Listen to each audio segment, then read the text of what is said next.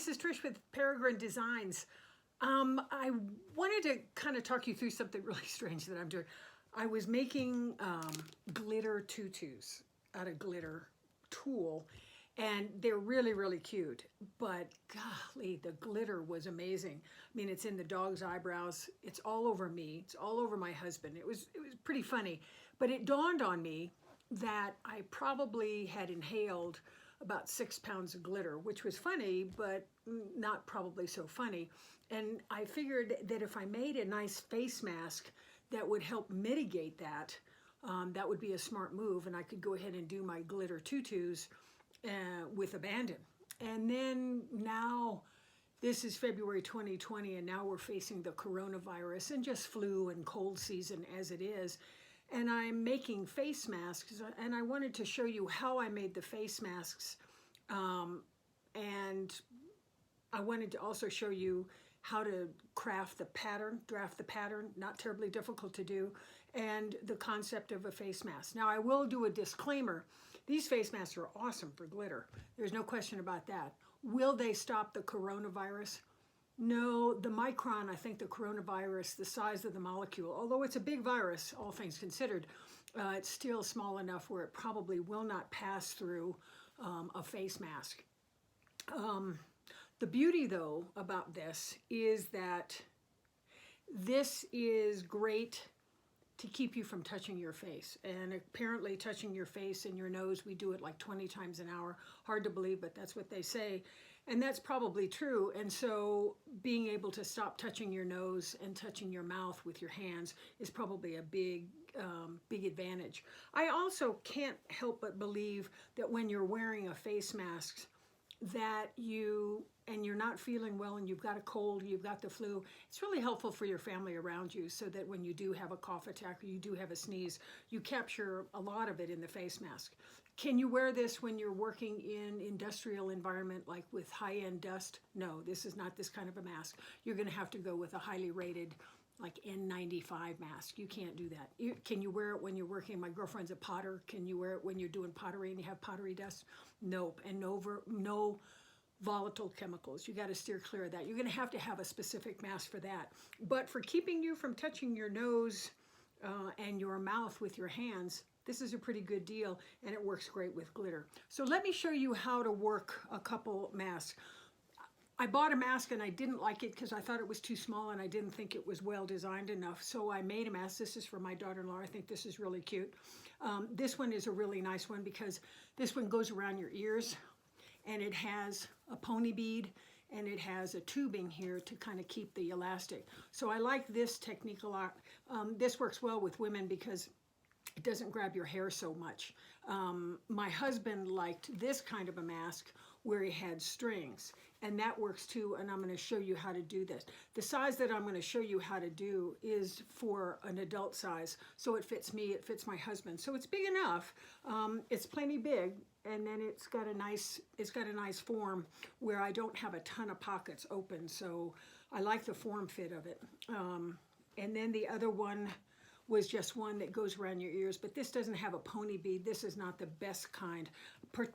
I like this kind better. I like it where it wraps around your ears and you can adjust it with a pony bead and elastic. And I'll show you how to craft the pattern, and we'll talk through the details of some of the stuff that you're gonna need. I'll be right back.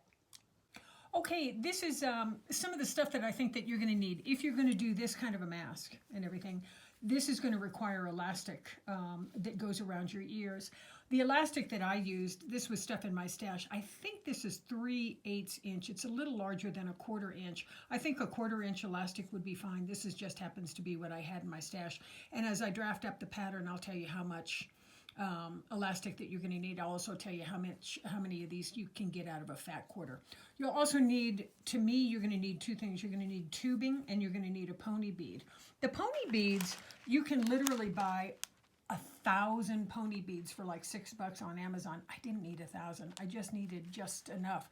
So I went to Walmart and I got these pony beads. These were cute. These were neon pony beads. I also thought these were really cute. This is a a bracelet kit, but I liked the colors of the pony beads, and I liked this, the heart one, that really pretty.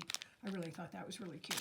So I thought that those were really sweet, and those aren't too bad. What I also did in my daughter-in-law's here is I put a, actually they call them at Walmart fuzzy stick. I call them pipe cleaners, but a white fuzzy stick. And what I did was I put two sections together so that I had a little bit more sturdiness in here, and I cut off two slices of it in here, and I put it in the nose piece so that you can crimp the nose and you can reduce the gaps. I thought that was really cute. Another thing that was important that this thing all works on is you got to find the tubing.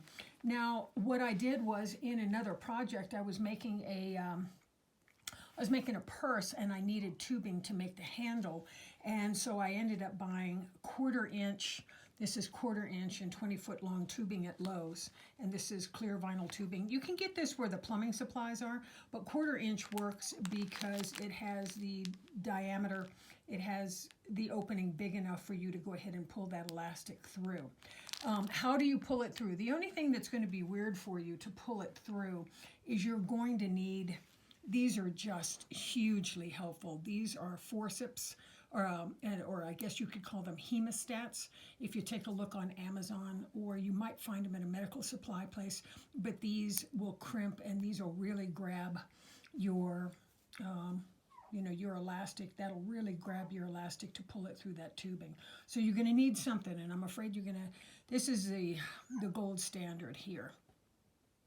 If you want to do a mask where you just have string, you just have a fabric, a tie, you can, but this is really handy if you want to do a fabric tie. This is from Clover. This is a Clover piece, and this is a number 12. This actually takes a 1-inch piece of fabric, and you push it through here, and I'll show you how to do this, and then you iron it as it comes out. It's a bias tape maker, and it's from Clover. These are just awesome, and you can get them in a variety of sizes. But do you have to have this? No, it's pretty optional if you're going to do your straps. But is it handy? Oh, heck yeah, and I'll show you why it's really handy. So I use these, surprisingly enough, I use these a fair amount. This is a bias tape maker. It's from Clover, and this happens to be 1 inch. So this works really, really well.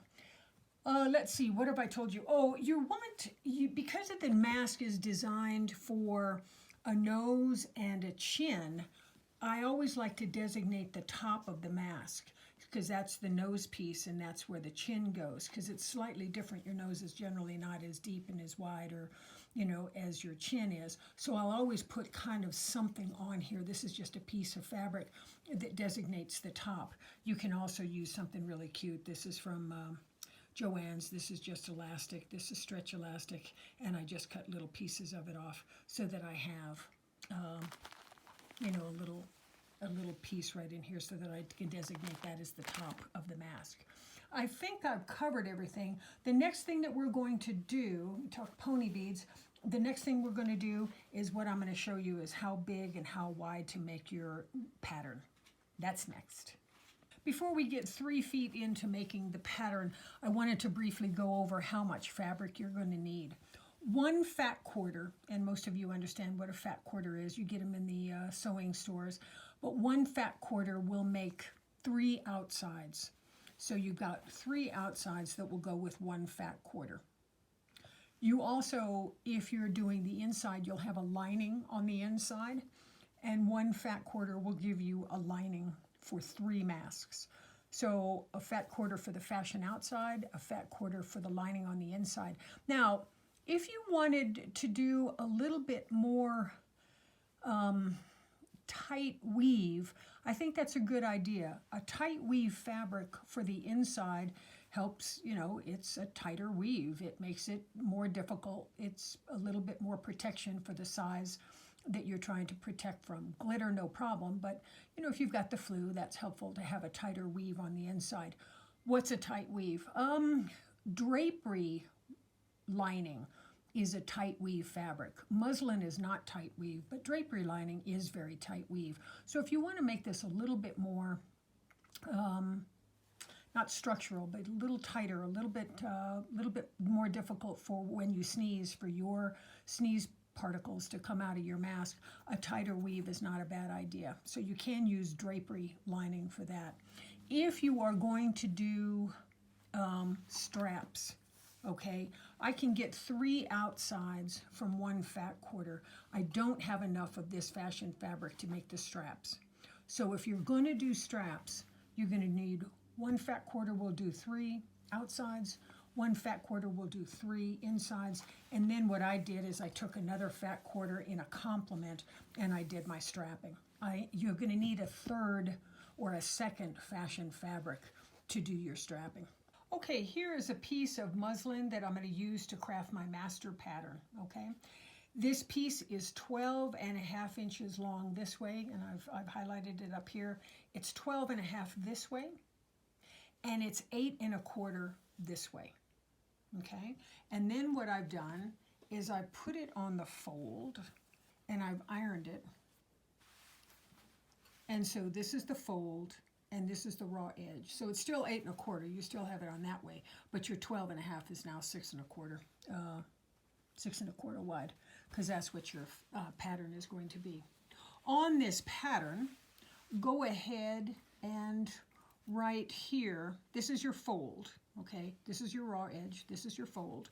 I want you to make a dot. Come in at 2.5 inches from this raw edge on the fold here, make a dot, and come in, this is 1 3/4 inches, right here to here, just make a dot. And that's what you're gonna, this is how we're gonna start it. 2.5, 1 3/4. Okay, there's a fair amount going on here, so let me go ahead and walk you through this step by step. Here's your fold that we had before, okay, and here's your raw edge. From your raw edge, I want you to come in and make a mark at 1.5 inches from your raw edge, not your fold. You've already made these little marks already. I want you to come in 1.5 inches here, and I want you to come in 2.5 inches from this side to here and make a mark, okay? Then what I want you to do is on your fold area right in here, I want you to come up 2 inches and make a mark. And I want you, and this one this one I'll talk to you through this one, because remember your nose is up here and your chin is down here. So those are a little bit different angles. So you've made a mark here at 1.5, and you've made a mark here at 2.5, and you've made a mark 2 inches up right here. So what I want you to do is start connecting the dots, and we'll connect the dots on this left-hand side in just a minute. So at your 1.5, I want you to join right here at your 2 inch. This is your 2 inch mark right here. I want you to just go ahead and just gently, I just hand did that in. A gentle curve, not a big curve like that, you know, just a gentle curve that connects the 1.5 to 2, right? Or yes, to 2. So just connect that, okay? On this side, you've come in 2.5 on your raw edge here. And this one, I want you to connect with actually the fold. Because remember, your nose and your chin have 2 different dimensions. Your chin's bigger than your nose, and this is trying to accommodate that. So I want you to connect from the 2.5 all the way down to right here on the fold. Okay, hopefully you're following okay on this one. So you've made your gentle cut line here, and you've gone ahead and connected this tip here with your 2.5 mark here. On this left-hand side, I want you to come up from here, from your tip. I want you to come up 1 3/8 inches. Make a mark, and then connect this mark with your first little marks that I told you to make at 2.5. This is your angle, and this is your nose angle. So you come up 1 3/8 here, and you're going to connect it with your 2.5 inch mark here. So that's one angle, that's your nose angle. On this one, this was the original 1 3/4 mark that I had you make. I want you to connect that one with your 2 inch mark here. the angles are fairly similar, but remember my chin is larger, so I'm going to need more room. I'm going to have a more interesting thing to make my chin than I do my nose. Your end result will look like this. So you will go ahead and you will cut. You'll cut this right here, which is this right here. And you will sew along this line right here from your 1 3/4 mark to your 2-inch mark. And you'll go ahead and sew that from here to here. On the other side,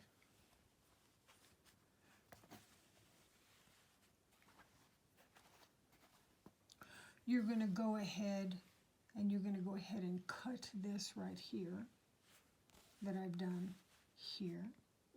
And you're going to go ahead and sew right here, connecting your 1 3/8 to your 2 1/2. This is all on the fold. And you're going to go ahead and connect it. This is wrong here. I ended up rechanging it because I wanted to change the angle of it. So disregard that piece right there. This is the correct angle right here. Because what ends up happening is when you put it together, or when you also make sure to mark, I always mark that this is the, this is the nose piece, this is the chin piece. Okay, so I'll talk you through that. But as you put this together, what you've got, if you've got your mask that looks like this, all right? So that's designed to accommodate a nose and a chin. I've already accommodated a 1/2 inch seam allowance, okay? So we've already got that. So hopefully this makes enough sense, but this is what you should have right like that. And that's what I gave you. And if you put that together, you'll see that those angles work. This goes all the way to the fold. This one comes up a little bit because I've got to accommodate a chin. And then your angle here is at the 1 3/8, and that gives you that angle. And then this angle here is the angle that joins 1 3/4 dot to your 2-inch dot. And that gives you that angle. Okay, and then we'll go walk through and tell you how to cut it. Okay, this is a fat quarter of fashion fabric. This was kind of cute. I think I'll make this one for my sister. She'll like that. And what I've done is I have turned it right sides together. This is the pretty side here. So I've turned pretty sides together. And this is a fat quarter. Remember, 1 fat quarter will make you 3 masks, 3 outsides. Then what you're going to do is keep it, you're smart if you just go ahead and keep it right sides together, pretty sides together, because it's easier to mark, okay? And then I'm going to go ahead, because I haven't cut on this one, I'll show you how you cut on it. I'm going to put my pattern, this is my pattern that we just finished, and I'm going to cut, I'm going to cut here, and I'm going to cut straight down, and I'm going to cut all the way over here, and gently cut up here. So let's go ahead, and I'll just go ahead and cut it. You can cut it with scissors, you can cut it with your rotary cutter, it doesn't make any difference. I'm just going to go ahead and do this just to make it slightly easier. And if you're going to do more than one, then you're going to, you'll do this, you'll do the next one over. If you're going to do more than one, you'd go ahead and do one over here and everything. Then what I'm going to do is I'm going to go ahead and cut in here. Okay. And I will also, this will be my master pattern. So I'm not going to necessarily, I'm going to use this one as a master pattern. And then I'm going to cut from the corner all the way up here. So that is good. That way I know that what I've got is I've got 2 matching pieces. My lining piece and my fashion fabric are the same piece. Next I'm going to go ahead and take this to the sewing machine, and I'm going to go ahead and sew this angle right here, and I'm going to go ahead and sew this angle right here on both of them. But how you mark that, this is already marked, so I don't need to worry about that. I'll go ahead and flip this up, and let's see, hopefully I've got enough juice on this green one here. Flip that up. Flip this up. And I will have made, you know, if this were a blank piece right here, I will go ahead and make my mark here, and I'll go ahead and make my mark here. That way I know that both of these pieces have the same angles. Okay, I've gone ahead and sewn this, and I've sewn it from here to here. Do a little bit of back stitching and everything. I don't want it to pull out. And I've sewn it from here to here, and I've back stitched. And that's why I told you it's smarter if you go ahead and press this, you know, with right sides together, because then what I'm going to do is I'm going to turn it inside out. However, what is important is that you annotate what the top is, what the nose piece is. And the nose piece is this clean triangle right here. The chin piece is this piece that's a little bit more awkward here, but this is the nose. So I'm going to make a point, and I'm going to make an arrow or something that says this side up. And because I'm using a friction pen, if I come at it with a hot iron, it dissolves and it completely erases it still. So I'm going to put an arrow here to tell me, hey, this is the top, this is the nose piece. Go ahead, you don't need to clip these, just go ahead and turn them inside out. And I've already done this one, and you can't see, but I've done it in white thread. Probably a 2 is fine, a 2/0 stitch length is fine. And because I'm going to go ahead and do this, let's see, do I have one that I can use? No. Okay, this is my nose piece right here. So I'm going to put this one here. This one goes like this, okay? And what I'm going to do is I'm going to go ahead and put these together.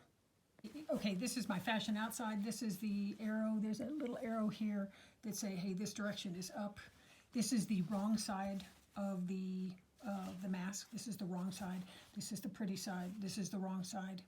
This is my lining fabric. I've annotated this side up from my nose. And I'm going to go ahead and put these together. You don't need to clip your excess. I didn't find that that was particularly necessary. But what it is helpful is if you offset them. If one is going one way, have the other one going the other way. It reduces a wee bit of bulk. So this one happens to be going to the left. This one happens to be going to the right.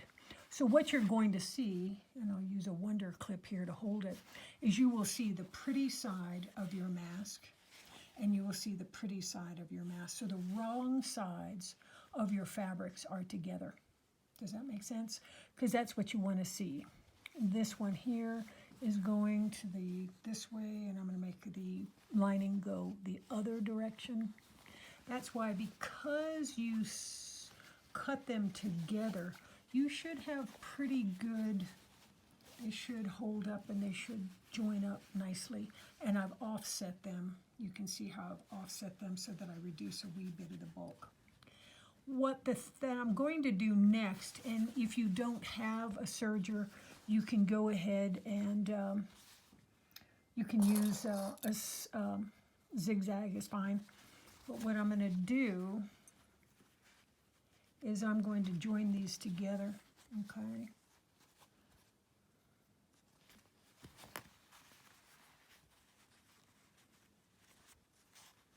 If you feel uncomfortable, if you have a zigzag, you can do this now where you zigzag it. If you serge it, all I'm trying to do is just finish the end, okay? All I'm doing is finishing the edge. I'm not cutting any off if I can help it. I'm just finishing the edge to make it attractive. If you don't have a serger, then go ahead and zigzag around here, down here, and all the way around so that everything is finished on the inside. You can see where I've serged mine, but it's not critical. You can go ahead and zigzag it as well. What I do is I serge it first to finish it, and then I'll take it back to the sewing machine and I'll turn it over and I'll go ahead and sew it down. And that will be, I'll sew it with about a 1/2 inch seam allowance, and I'll show you what I did. Okay, I used my serger. You can use a serger or you can use a zigzag on your machine. And on my serger, I did a 3-thread narrow. And if you have a serger, you should understand what I'm talking about. I wanted just a narrow serging. I didn't want a big 4-thread monstrous overlock. I just wanted a 3-thread narrow. All I want to do is get these together and tidy this up. And I want to clean up this, because what I'm going to do next is I'm going to take it to my sewing machine and I'm going to turn it with a 1/2 inch seam allowance, and I'm going to sew it from here all the way up to here. You can pivot slightly and come all the way down here. But remember now, this is my top, because I've got my arrow here. This is my top. So what I'm going to do is I will probably use, this is kind of cute. I will probably put this in. This is about 2 inches here, 2.5 inches, and I'll probably put this in about right here. So that tells me, hey, that's the top of my mask. Okay, but I'm giving you a 1/2 inch seam allowance, so that should be in the vicinity of correct. And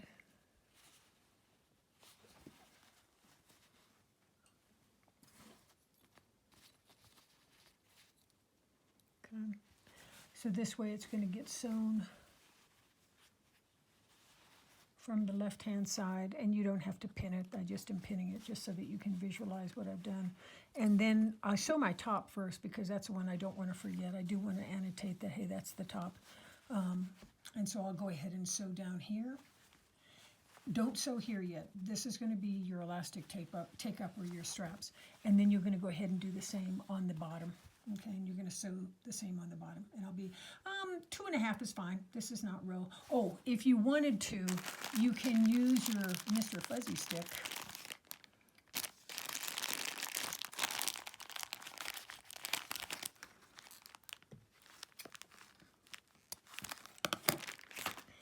And what you can do is I put 2 in here because it added just a little bit more strength, a little bit more purpose.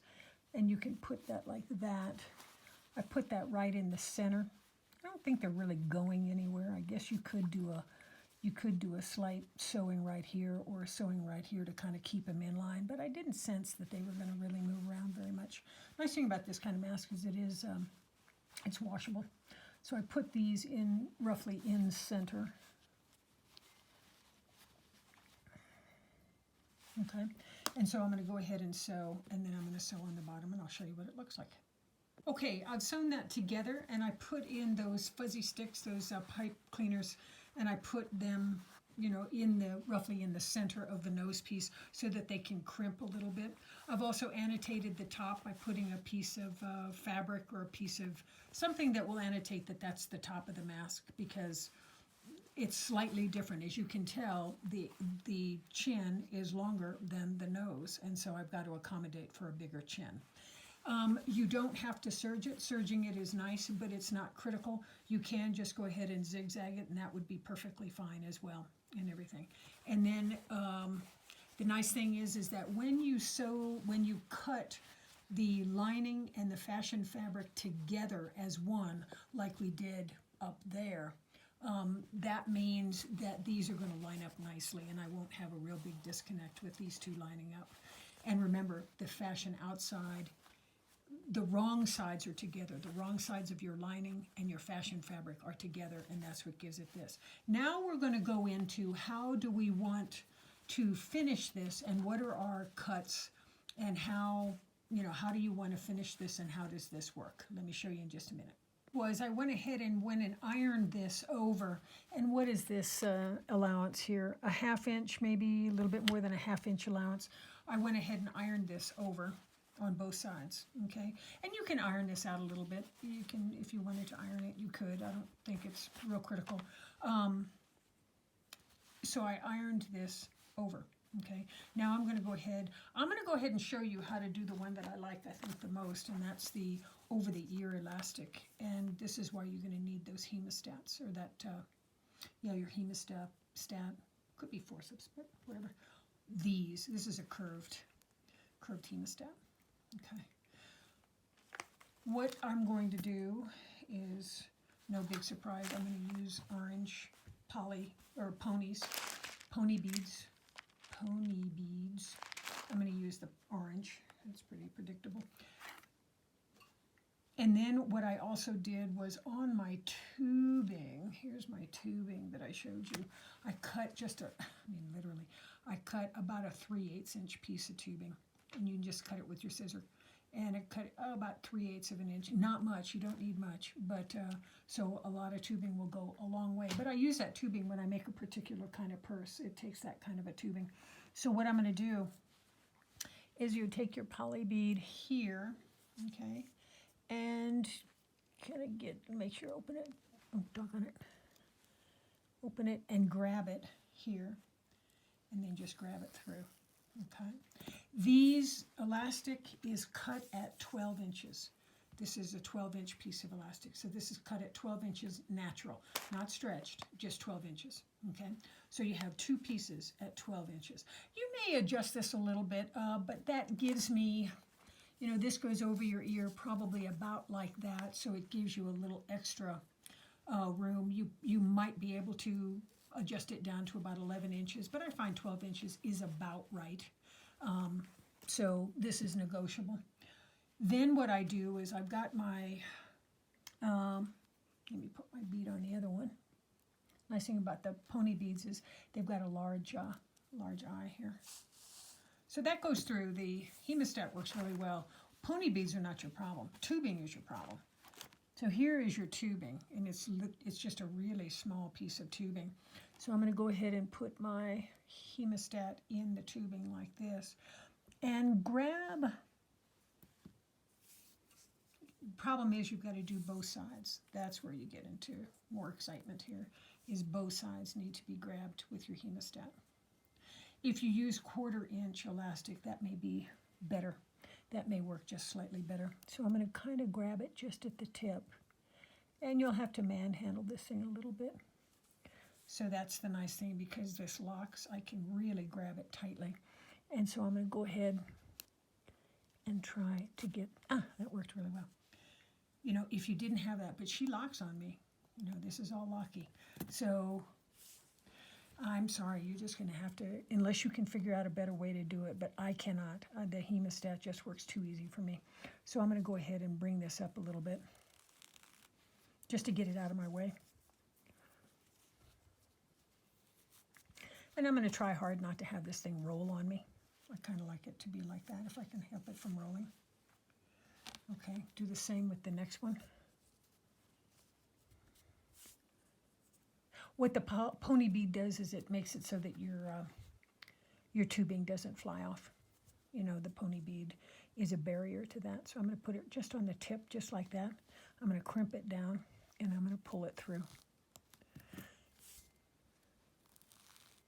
And get it out of my way. Okay, now what I'm going to do is, because these are going over the ear, and it folds like that, I'm going to go ahead and take this to the machine, right? And I'm going to put them together like this. Not very much. What do I have? A 3/8 inch overlap, 1/2 inch overlap.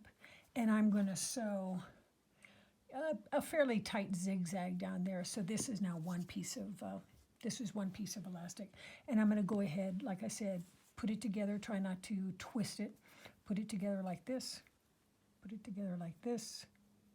Give yourself, I don't know, how big is that, 1/2 inch? Yes, that's a 1/2 inch overlap here. And I'm going to go ahead and sew, and I'll go ahead and visualize it with you right here. I'm going to sew these together just like that. Fairly tight, because this is going to have to hold on, okay? And I'll probably do it with a little bit of a zigzag. Alrighty, I'll be right back. Okay, what I did was I sewed these ends together, about a 1/2 inch overlap, and then I did a tight zigzag, something that's strong enough so that this won't come out easily. Okay, now you can go ahead and put this on the side of your mask. You've already folded it here, so let's go ahead and put it together. I'm going to put it together. You can move your tubing out of the way. And I'll probably put it together where my join is. I'll probably put that in the center of the fold here. So now that's not twisted. That looks good. Okay, I'll clip that. Turn it over. Fold it. Just so that I know. Let's move this tubing out of the way a little bit.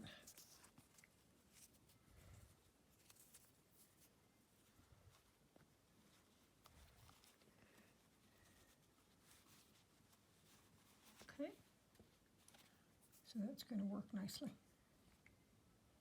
And now I'm going to take it to the machine and I'm going to go ahead and sew. You know, I'll just go ahead and sew down like this.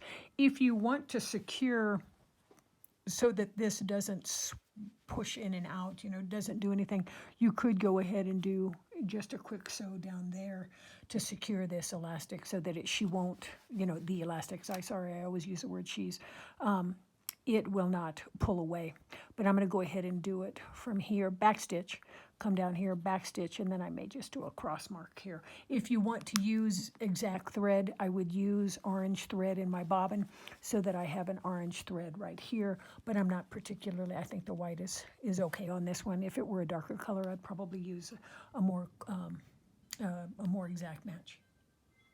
Alrighty, this mask is pretty much done. What I have done is I've come down from this side and I've come down here, and then I took a little corner right here to make sure that the elastic stays inside that channel because the joint of the elastic was right in here. And because I used my friction pens, and the friction pens are pretty wonderful. You find these on Amazon, but these are called Friction Colors, and they're markers. I haven't ever found the markers anywhere, but you can find the pens at Office Depot, at all kinds of places. You can find the ballpoint pens, but I find they ran out of juice pretty quickly. But the Friction Colors are awesome because once you come at that mark right there with a hot iron, that mark is gone. And so you can annotate, like for instance, that arrow that we put here that said, hey, this is the top. I put that in the friction marker, and then once you come at it with a hot iron, you can't see that anymore. Particularly on cotton. Cotton, it comes out really nicely. On cotton, it will come out nicely. On some fabrics, it will not come out well, so test your fabric. The reason why I like this is because this is kind of done now. You can put this on, you've annotated top, and this will go over your ears, and you've got enough room on your elastic to go ahead and adjust it for your ears, and I liked it because it didn't tear my hair. So I was pleased about that. So this one is done. Now I'm going to go ahead and give you at least the dimensions, and we use that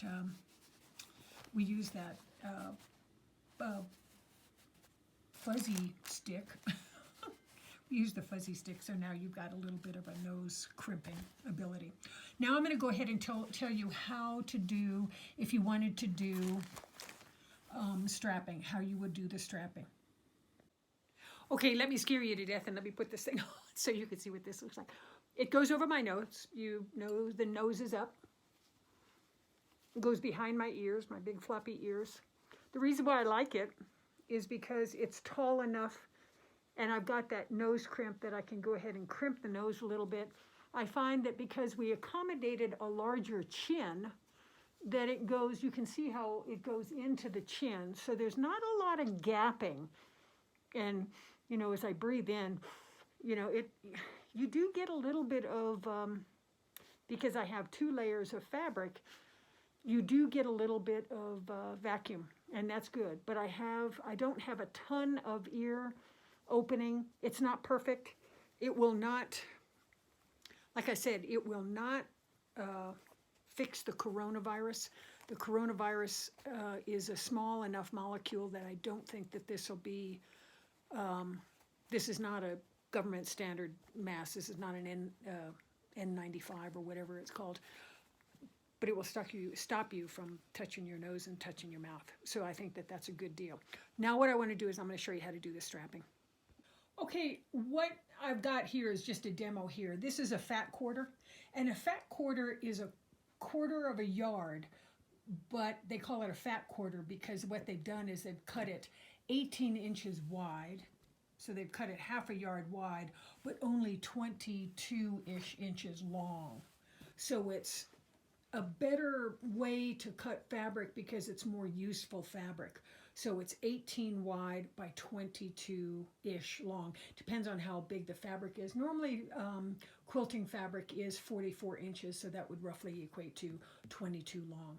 So what I'm going to do is if you're going to make stuff with the strips, you're going to need to cut 4 strips at 22 inches long. So that makes it convenient for a fat quarter. And their strips are going to be 1 inch wide. So 1 inch wide by 22 long. So that makes it really helpful on your fat quarter. That's why if you're going to do strips, I can get 3 fronts from a mask, but I have to have another of this fashion fabric if I want to make ties. I'll have to have another of this fashion fabric because I need this long string. Okay, so I needed 22 inches long by only 1 inch wide, and I'll show you how to do it. Okay, I've made a second exact same mask and everything, but this one I'm going to go ahead and use strapping. I've cut 4 pieces of fashion fabric, the same fashion fabric that I used here, and I cut 4 pieces 1 inch wide. So these are all 1 inch wide, and the length of these are 22 inches. So they work well with the fat quarter because that's the length of the fat quarter. Now what I'm going to do is I'm going to show you how to move these. I'm going to show you how to do the clover pull.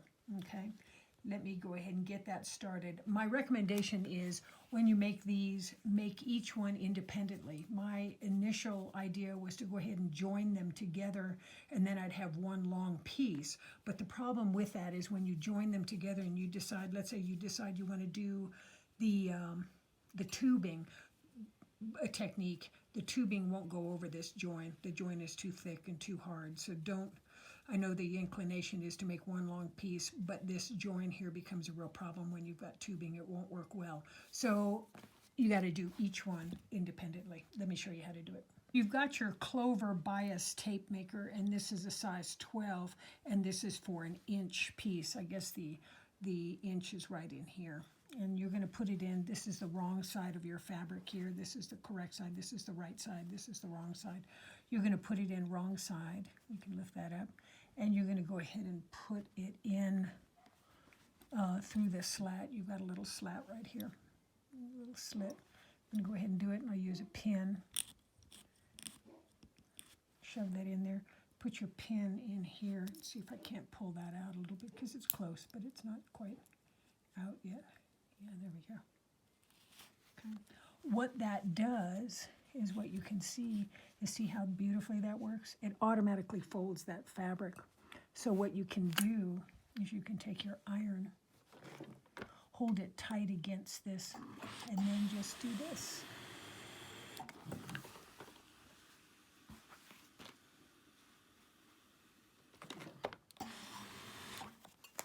And these are this is a kind of a grab thing.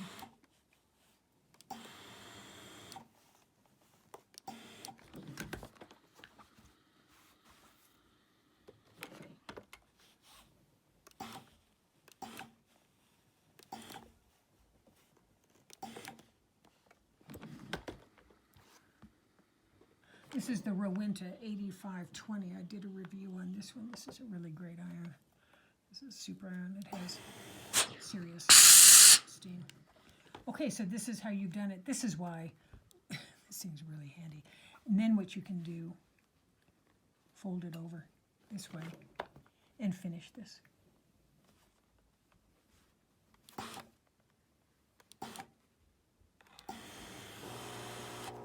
Then what I'm going to do is I'll go ahead and take it to my sewing machine, and I'll go ahead and sew a narrow seam right in here, and I'll go ahead and finish those. Okay, I've made my 4 strips, and then I've joined them together right here, and I've used orange thread, so it's hard to see, but I've joined them together. And what I did was I just overlapped them by about, half an inch or an inch, and what I did was I just sewed them together just straight down like that. And then that will keep them together. I didn't, I kept it sewn like this because I reduced a little bit of the bulk and everything. This should be tight enough so that this shouldn't come out. It's the same principle that you've used in the other one. You've already turned this over about 1/2 inch. I'm going to go ahead and put this in, and I'm going to turn it over. and I'll go ahead and sew down here. I may go ahead, you know, and you could do a channel where you come down here and then you come down here if you wanted to make it look like that. That would be fine. Or you could come down the side here and then just take a hook to the right or whatever, and then you know you haven't, you know, the strap will not fall out of the middle. Then you have probably more than what you need. You've got 22 inches. You probably have a lot more than what you need. So what you will likely have to do is do a test on the head that you're looking at putting this on, getting an idea how much extra, you know, do you need to take some off, and then take it off. Another product that's helpful is when you do go ahead, let's say you go ahead and cut it and say, I don't need this, this is way too long, I'm going to go ahead and cut this much. Cut it, and then you can use, this is called Fray Check, F-R-A-Y check, C-H-E-C-K. You can get it at Joann's, anywhere, and then you go ahead and put Fray Check on the raw edge, and it'll keep it from raveling like that. Okay, and now we'll conclude. This is very simple. This is the same way that you've done it before. And then you've got two closure ideas that I think work really well. You have this idea with the straight straps, and you have this idea that goes around your ear. Either works very well. I hope you enjoyed the video. I hope you enjoy making them. I think you can make them better. You could potentially make a sleeve right here or right here, and you could potentially put something in that's even a more protective barrier that would help be more tight. So that's one idea. But enjoy, and I hope you enjoyed the video. Thanks so much. This is Trish with Peregrine Designs.